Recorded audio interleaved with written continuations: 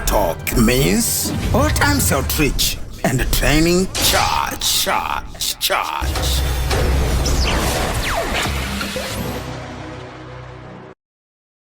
Wakorintho wa pili sura ya pili na mstari wa 11. Biblia inasema Shetani asije akapata kutushinda, kwa maana hatukosi kuzidiwa fikra zake. Jambo moja ambalo Mungu ametaka tulijue kwa asubuhi ya leo ni kwamba ziko hila ambazo Shetani anazitumia, ziko njia mbalimbali ambazo Shetani anazitumia kuhakikisha anakunasa katika mitego yake na kukushusha. Tunafahamu kwamba dhambi ndio mlango mkubwa ambao unampoteza mtu. Warumi 6:6. Ukijua neno hili ya kuwa utu wetu wa kale ulisulubishwa pamoja naye, ili mwili wa dhambi ubatilike, usitumikie dhambi tena. Hapa tunaona kwamba mwili wa dhambi ulibatilishwa, na ulibatilishwa kwa sababu tutakapoendelea kuwa wenye dhambi, hata kama tutakuwa na maombi, hata kama tutakuwa na mifungo, hata kama tutatoa sadaka, hata kama tutajitoa kwa namna zote tunavyoweza kujitoa, hatuwezi kumshinda Shetani, kwa sababu tunakuwa watumwa wake, tunakuwa watumishi wake kwa njia hiyo ya uasi. Maana dhambi ni uasi dhidi ya Mungu na amri zake. Kwa hiyo wako watu wengi ambao sasa wanadanganywa na wanajidanganya pia kwamba wanaweza kumshinda Shetani kwa maombi,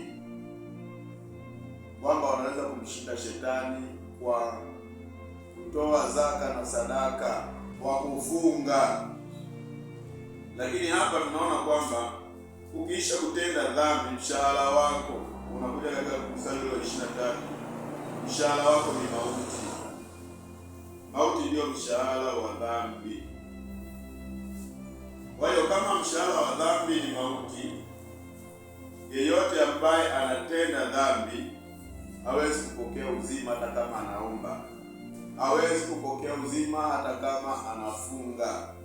Atapokea mshahara wa kazi yake. Kwa hiyo tuelewane kwamba wote ambao wanaenda kinyume na mapenzi ya Mungu na kuendelea kuamini kwamba kwa kushiriki maombi, wakati anapokea rushwa, wakati anatamaza ngono, wakati ni mchoyo, wakati ni mwongo, lakini anaendelea kujiamini kwamba anaweza kumshinda Shetani kwa sababu anafika ibadani, huyu mtu amejidanganya nafsi yake. Na ndiyo maana vifungo vya Shetani, kama atalogwa atalogeka, na kama kuna hila yoyote ya adui juu yake inaweza kumnasa. Lakini pia leo nataka nikueleze hila za Shetani kwa undani zaidi. Ukisoma hiki kitabu cha Wakorintho wa pili sura ya pili mstari wa 11, tunaona jinsi ambavyo Mtume Paulo anamfunua Shetani kwa undani zaidi, ili sisi ambao tunajifunza tupate kujua fikra zake. Tunaona mstari wa 11 unasema,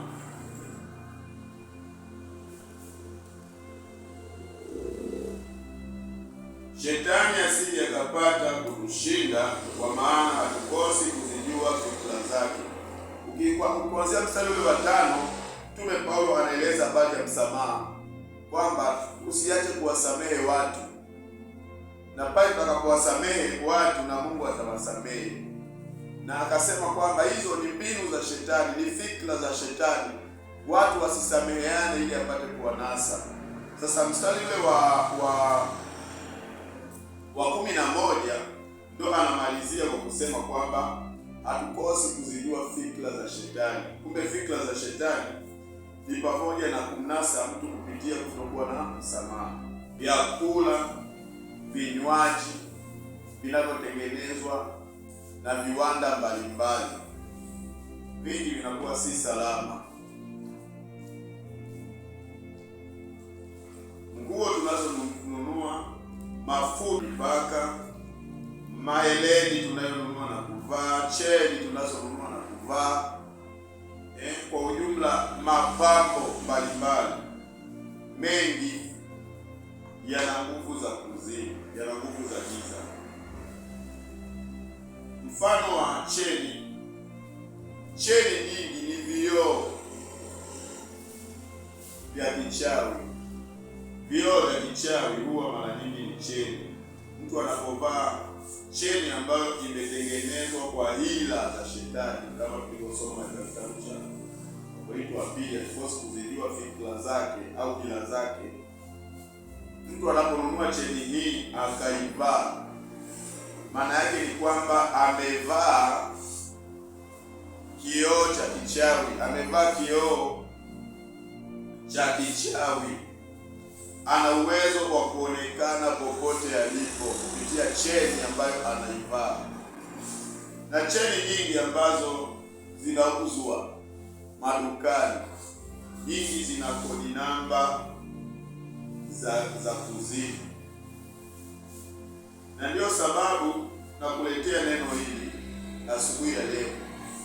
Hakikisha unaomba kwa kila ambacho unataka kukitumia,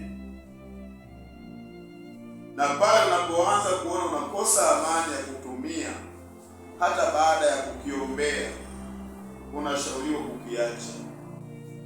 Mfano, umenunua kitu labda kama cheni, lakini katika kuiombea, umemaliza kuiombea, amani ya kuivaa una, iache. Muombe Mungu akupe macho ya rohoni, akufunulie kwa nini umekosa amani na cheni hiyo, kwa sababu hizi cheni na hasa mafuta ya kujipaka, cheni unazovaa, watu wengi wanasema urembo. Cheni inakuwa ni vioo ambavyo unaweza ukaonekana popote ulipo kupitia cheni yao. Na jambo hilo sasa ukilifahamu, ni vema ujue kwamba kila unachotafuta kwamba unaweza ukakitumia, hakikisha unakitakasa. Na jambo la pili, kuna watu ambao unakutana nao njiani, barabarani, kanisani, sokoni, mitaani, ofisini, wanakupa mkono kwa kusalimia, lakini wewe unaponyosha mkono wako kumpa, ndani ya moyo wako upate amani ya kumpa mkono huyo. Yaani anakuja kukusalimia, anakunyoshea mkono, anakupa, lakini wewe ule mkono wake upate amani kumgusa. Unaona uzito kumgusa, lakini ndio ameshakupa mkono. Wachawi wengi na waabudu shetani wengi huwa wanatumia mikono kumnasa mtu.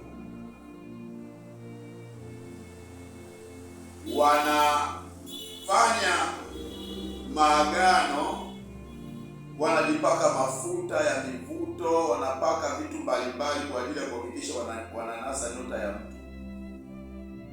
Kwa anapokupa mkono ukakosa amani, nazungumza na wewe unayesema nimeokoka,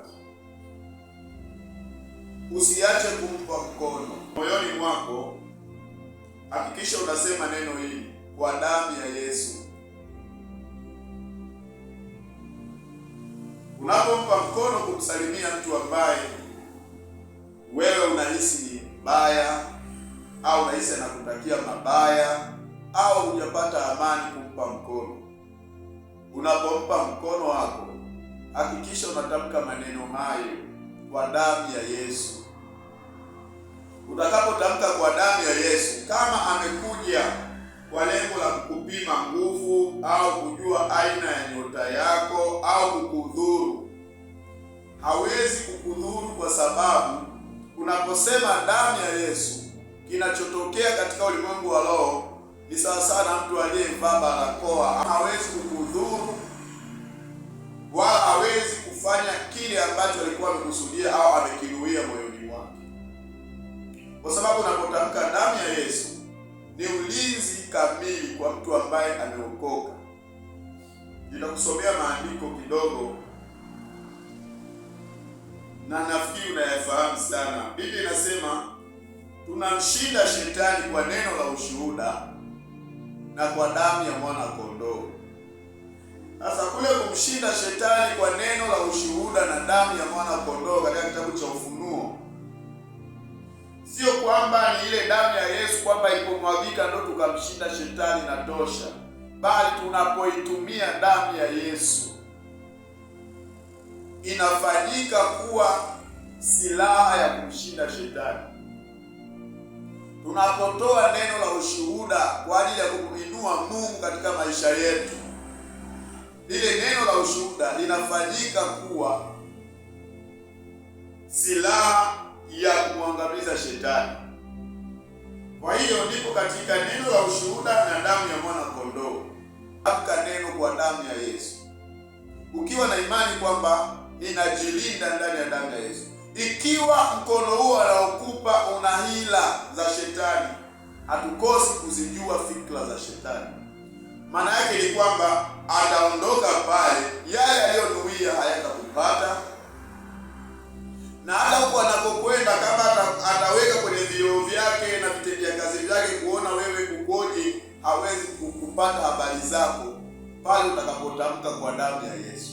Lakini tusipotamka kwa damu ya Yesu na mioyoni mwetu tunaona uzito kuwapa watu mikono, ile ni ishara kubwa kwamba Mungu anakudhihirishia kwamba huyu mtu si salama kwako. Wamejaa makanisani, wamejaa ofisini watu wa jinsi hii. Nataka nikwambia kwamba ni lazima tuzijue fikra za shetani, na ninarudia tena na tena kwa sababu Mungu ananipa kurudia. Inawezekana umeshupaza shingo, inawezekana umesahau, au inawezekana hujanisikia katika klipu zilizopita. Tambua silaha hizi zitakusaidia wewe ambao unasema nahitaji kumshinda shetani. Ishi maisha matakatifu ya ushindi.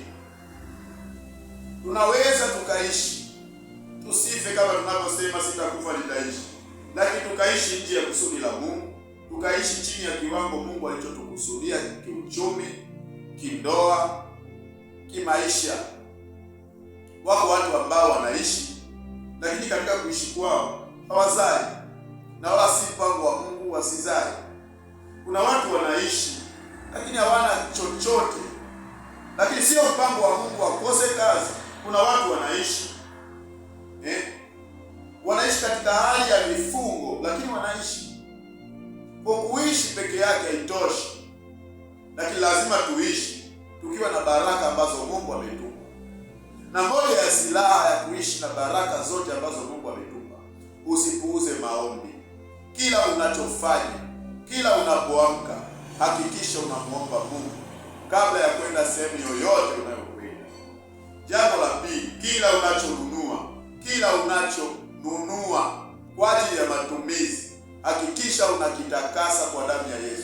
Unakiombea kwa imani, kuvunja kila roho ambazo zimeambatana, kila maneno ambayo yalitamkwa, kila nguvu ambayo ilivuviwa ndani ya hicho kitu kabla hujakitumia. Wakati mwingine unaweza ukasikia moyo unalipuka, moyo unakwenda mbio baada ya kumwona mtu, lakini ukiangalia hakudai wala huna uadui naye, lakini unapomuona tu moyo unakulipuka. Hiyo ni ishara kubwa kwamba huyo mtu si salama kwako. Na njia kubwa ya kumshinda shetani, chochote atakachokupa takasa, au anapokusalimia kwa kukupa mikono, hakikisha moyoni mwako unatamka kwa damu ya Yesu, ukiwa na imani kwamba damu ya Yesu inafanyika kuwa ulinzi kwako. Kwa mtu aliyevaa gloves katika ulimwengu wa mwili, anapogusa tope, anapovua zile gloves, mikono yake inabaki kuwa ni safi. Na mtu ambaye anatamka damu ya Yesu, basi anakuwa ni kama mtu aliyevaa gloves. Kama yule mtu anakupa mikono ana lengo lingine la kishetani, basi hatukosi kuzijua fikra za shetani na kumshinda, kwa sababu unapompa mikono utamke ndani yako kwa damu ya Yesu, wala usitamke kwa sauti, wala usitaki kuonyesha kwamba umetamka kwa damu ya Yesu, lakini moyo wako utamke damu ya Yesu, kisha uitikie salamu anayokupa au msalimie, au wewe unampa mikono. Hakikisha kila unayempa mikono, ukiweza kuchukua kanuni hii, pia utaweza kumshinda shetani kwa hali. Wana mipaka ya kujipaka kabla hawajaja huko kazini, wanafanya matambiko kabla hawajaingia hiyo ofisi. Kwa sio kila unayefanya naye kazi ofisini ni mwema, sio kila unayefanya naye kazi ofisini ameipata hiyo kazi kwa njia halali. Sio kila unayefanya kazi naye huko sokoni amepata hiyo biashara kwa halali. Sio kila unayemuona njiani, unayemuona barabarani, unayekutana naye katika biashara amepata hiyo biashara. Kuna watu wanatumia nguvu za giza kuendesha mambo yao. Anapoamka asubuhi anajifukiza, anapomaliza kujifukiza mipango ya kuzimu, anatoka sasa hapo akiwa anajua kwamba kila atakayekutana naye ana uwezo wa kumdhuru. Kwa wewe mwana wa Mungu ambaye unaishi na watu masokoni, ofisini, barabarani, popote unapoenda, hata kanisani, hakikisha kwamba unapompa mikono mtu, sema kwa damu ya Yesu. Hakikisha unaomba kwa kila unachokipata, na kama unaweza unasema mimi naona sina uwezo wa kuomba, jiepushe na ulembo, hasa cheni. Cheni nyingi ni vioo. Wewe utavaa kama cheni, lakini kile kinakuwa ni kioo. Na kama unaweza kujua namna ya kuomba, basi muombe Mungu kabla hujaenda kununua hizo cheni. Mwambie Mungu, nataka kwenda kununua cheni, na ukisha kuinunua itakase. Vinginevyo heri hata usizitumie, kwa sababu nyingi ni vioo, zina uwezo wa kukudhuru, sababu utaivaa katika maombi, na wanapokuangalia katika rada zao wanajua fulani yuko kwenye maombi saa hizi, fulani saa hizi amelala, fulani saa hizi amefunga, fulani saa hizi hajafunga, fulani saa hizi yuko mahali sehemu fulani. Kwa tukimpata tunaweza tukampata. Saa hizi fulani amekasirika, saa hizi fulani ametenda dhambi. Wanaweza kukupata na kukunasa kirahisi, kwa sababu wanakuona kupitia cheni. Wao watakuona kupitia lipstick, watakuona kupitia cheni. Na inawezekana kwa sababu huwezi kujua vifaa hivi jinsi vinavyoweza kutenda kazi, inawezekana ukalibishia. Lakini muombe Mungu. Kama unasema nimeokoka, muombe Mungu. Mwambie nimesikia habari njema, nataka kujua habari hizi kama zina ukweli. Mungu atakudhihirishia. Siko hapa kukuaminisha kwa lazima, niko hapa kukufundisha ili kwa imani yako mwenyewe usimame. Nitamalizia kile kitabu cha Wakorintho wa pili sura ya kwanza 24. Wakorintho wa pili sura ya kwanza 24. Si kwamba tunatawala imani yenu, bali tu wasaidizi wa furaha yenu, maana kwa imani yenu mnasimama. Paulo anawaambia Wakorintho hawezi kuitawala imani ya Wakorintho. Yaani maana yake hawezi kuwafanya Wakorintho wamwamini. Yeye ni msaidizi wa imani yao, lakini ni kwa imani yao wanasimama. Hauwezi ukasimama katika Mungu ukaendelea kudumu na wokovu kwa imani ya mchungaji, kwa imani ya anayekuhubiri, bali ni kwa imani yako. Imani yako ikikupa kuamini yule unayemsikia, basi imani hiyo itakusimamisha. Imani yako ikikupa kuniamini kwa haya ninayokuhubiri asubuhi ya leo, imani hiyo itakusimamisha. Lakini usiponiamini, sina uwezo wa kukufanya uamini. Ndio maana ya mstari huu ambao Paulo alikuwa akieleza katika Wakorintho wa pili sura ya pili mstari wa 24. Mungu sasa akupe neema na maarifa ya kuendea kila kitu kwa tahadhari, huku tukiwa na akili, tukiitumia akili ipasavyo, wala tusitende dhambi.